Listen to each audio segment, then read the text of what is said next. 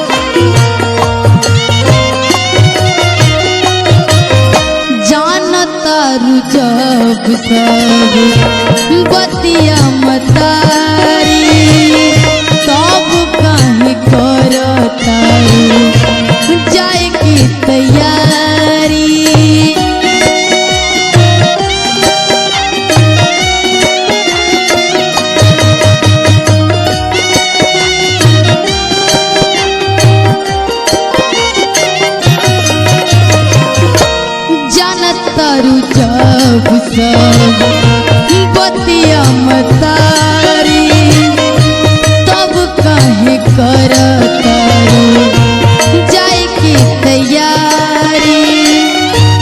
माइये में बांसेला रिसु के परान हो मिटा दे माई अब विदाई के विधान हो मिटा दे माई अब विदाई के विधान हो।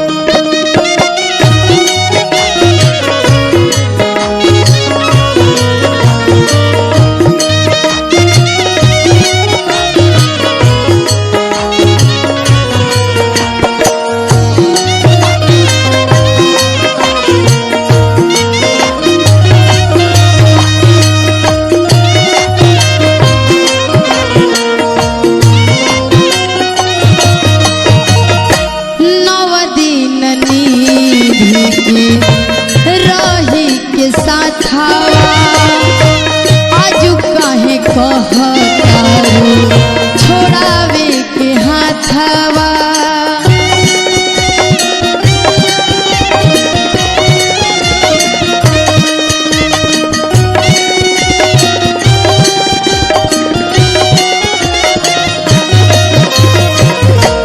नव दिन निधि के रही के साथावा आजू काहे कहेलू छोड़ावे के हाथावा।